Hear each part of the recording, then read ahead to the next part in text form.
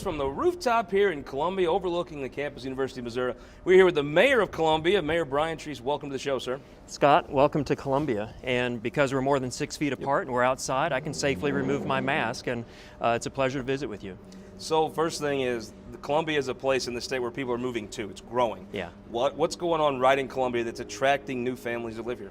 Well, I think part of it is our vibrant community and our commitment to equality. You know, when I was elected mayor, we've added over 1,076 new jobs with a capital investment of $326 million. We have $500 million worth of new construction happening in the next 2 years. These are high-wage, good-paying, skilled jobs with benefits. A $200 million precision medical complex on the University of Missouri campus, a $230 million horizontal bridge project across the Missouri River. We've got a $38 million airport terminal going in, and a neighborhood policing center. This is, by every definition, one of the fastest growing communities in the Midwest. We're also the only city in the state to grow jobs faster than the nation as a whole, and I'm very proud of that. You ought to be. There's a buzz in Columbia that's attracting people for a reason. Now let's talk about something that every city's dealing with, and that's COVID. Yeah. Tell me, what is the status? Are you plateaued here in Columbia yet? What's the status of COVID here in Columbia? I think we've pushed through the 2 spikes, but as I said back in February, as coronavirus was taking hold in Washington State and Washington, D.C., at the time, I think the fear was more contagious than the virus. And I committed then to follow the data, to make decisions based on science, not political pressure or public opinion, to really be prepared but not panic. And I think that has guided us every step of the way, from our emergency declaration to our stay-at-home order to our mask mandate. I think it has helped protect Columbia. Our first COVID case became the first death in the state of Missouri. And I think, you know, as difficult as these decisions are, we have balanced the interests of public health with the interests of our economy. Well, you're going to deal with something the mayor of Macon or the mayor of Dexter doesn't deal with. You're going to deal with thousands of students coming back from all over the country into Columbia. There was going to have to be a spike when that hit, right? Just the number of cases. We did, and to prepare for that, I think the mask mandate was important. We had 30,000 students coming back from all over the world. We have over 4,000 visiting scholars, international students that come here to go to school. And I think as we adopt that community ethos of protecting not just ourselves but each other, that has really prepared us. I think for parents who want to send their kids to school, you want them to stay in school, whether that's the university or whether that's your K through 12 public schools. So what is give me the major precautions. If somebody comes here from outstate Missouri where they don't have any additional precautions, when you come to Columbia, what should you expect? Well, keep your distance. If you can't maintain social distance, wear a mask. And to do that, we need to have widespread community adoption of those principles. Right now we have about 10% positivity rate, and while that is lower than the rest of the state as a whole, it's still higher than what we want to see. Let me give you an anecdote. Right now we have about 60 people hospitalized in Columbia's hospitals, and I want Columbia to be a healthcare destination. Sure.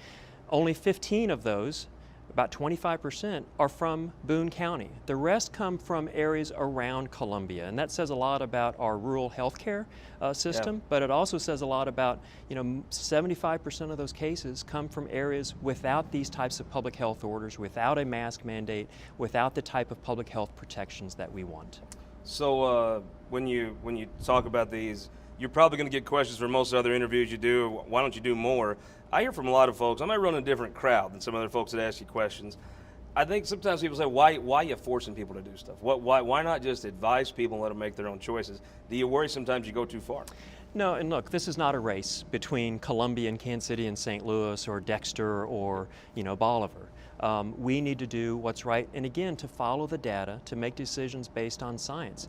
And it's really no different than government saying employees have to wash their hands after using the bathroom. Do we have a police officer there watching to make sure you do it? No. Is it gross if you don't? Could people get sick if you don't? Absolutely. And it's the same with coronavirus. So walk me through, if you're following the data, what are some data points that you'll look at when it's okay, things are getting back to normal now? What are you looking for? We look at hospital capacity, but it's not just hospitalization and fatality rates. It's our public health professionals' ability to do contact tracing. Are we keeping up with the number of positive cases? Do we have sufficient testing? Is there widespread testing so that we can isolate, particularly in that student body where we've seen widespread transmission with college students that, let's be frank, I don't know a lot of college students that like to socially distant. Yeah. And so when we can isolate those positive cases, that keeps the rest of our economy safe, because it's those college students that are working in our restaurants and bars and our nursing homes, that are student teaching in our public schools.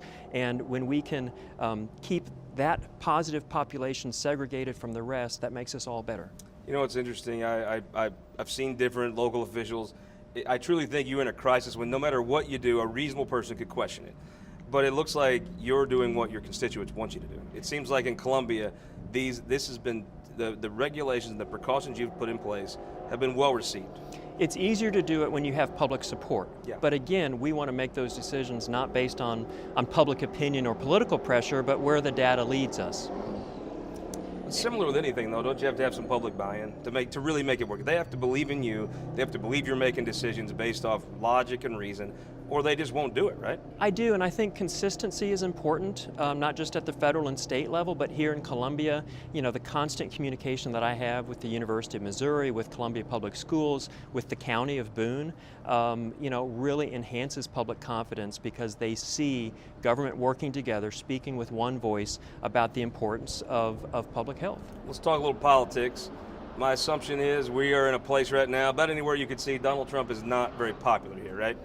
Well, he's certainly underwater here in Boone County, and we're one of those first-class counties outside the urban areas that tend to be a little more progressive, but also very, you know, common sense oriented. I think as that pandemic fear that I mentioned turns into pandemic anger, as people are unable to travel or go to a baptism or visit their loved one in a nursing home, you know, I think that's a tough spot for incumbents regardless of political party. Well, it looked to me like, you know, when Bernie Sanders was going to be the nominee, if you were a Republican, you thought, okay, we're great. When it came to Joe Biden, I've always felt, had a major advantage. He's a likable guy. It's very hard to convince you that Joe Biden's corrupt or that Joe Biden's a devious, mean person. You might not agree with his politics. Demonizing Joe Biden was always going to be very tough. And I would say Claire McCaskill, one of the best politicians in the history of this state, when she ran for re-election, she brought one national figure from the Democrat Party. It was Joe Biden.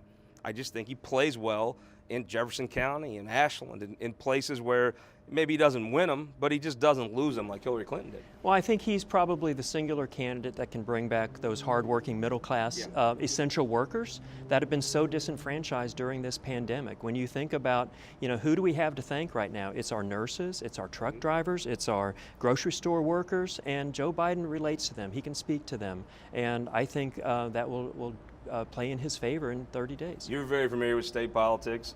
I've always thought Biden loses Missouri 5-7. Where would you put Biden if you had to predict right now where this is going to end? I'm still kind of feeling like Trump wins 5-7. Biden closes that gap by, what would that be, 12 points? But I don't know that he gets 2 to 3. Where do you think it ends up? Well, I think you're probably right. I think at best Trump is at 50-50 right now in the state of Missouri. That's a far cry from the plus 16 that he had in 2016. And I think what will be a different indicator will be, you know, what are the coattails there? Do Biden's coattails extend to congressional races or state senate races, or even, you know, locally when it comes to who you trust to be your state representative? I think it may be more that does Trump have a negative coattail effect more than Biden. I think because a lot of those folks are people that have voted Republican that may just not do it again this time or may not vote at all. I'm not sure how much Biden has, but I really do think you could have a reverb in the suburbs. In Ann Wagner's congressional district, there's probably some folks that had to vote for Trump that, unless every poll's wrong, not just was wrong a few points like last time, but drastically wrong, they don't tend to be inclined to do that again now. Well, and again, you've been around campaigns a long time, and the question that voters have to ask themselves on Election Day, am I better off today than I was 4 years ago? But I'm wondering today if it isn't, am I better off today than I was 4 days ago? And I think, you know, it's that exponential progression in public confidence, in our economy, in government's handling of coronavirus that is really going to influence where we are on November 3rd. I think until coronavirus, Donald Trump could look the American people in the eye and ask them that, are you better off than 4 years ago, and ask them straight up and expect a lot of folks to say yes. I just think stylistically, the drama. It just seems to go on and on. I think there's a weariness of just the anger and drama that doesn't end. I'm not sure his management of the economy, he has a very good case to make, but he doesn't ever make it because he's always yelling about other stuff. Well, I think all of us would like to go a day without thinking about who our president is. Yeah. And look, I'm a nonpartisan mayor, and I Yeah. take that platform very seriously, and I'm committed to do whatever it takes to protect my community and advocate for the best interests of our community. Well, you have one constituent who's running for governor, Nicole Galloway. Give me a prediction. Where does that race end up? Well, and look, I've had the pleasure of working with Governor Parsons since he was a state Sure. senator. Of course, all the mayors in the state partnered with him to keep guns out of the hands of violent offenders and children. And of course, Nicole Galloway is my constituent. I've known her since before she was Boone County Treasurer. And again, I think this pandemic anger makes for a tough position for incumbents, regardless of political party. And she's a good candidate. I mean, the state would have a good governor regardless of who wins. She's That's very qualified. That's absolutely right. And I think having public confidence in our leadership, having consistent interpretation, particularly on basic issues like economy and public health, are going to do everything possible to move Missouri forward. Well, Mr. Mayor, thank you so much for the hospitality. We appreciate it. Scott, it's great to be with you, and welcome back to Mid-Missouri. Thank you very much.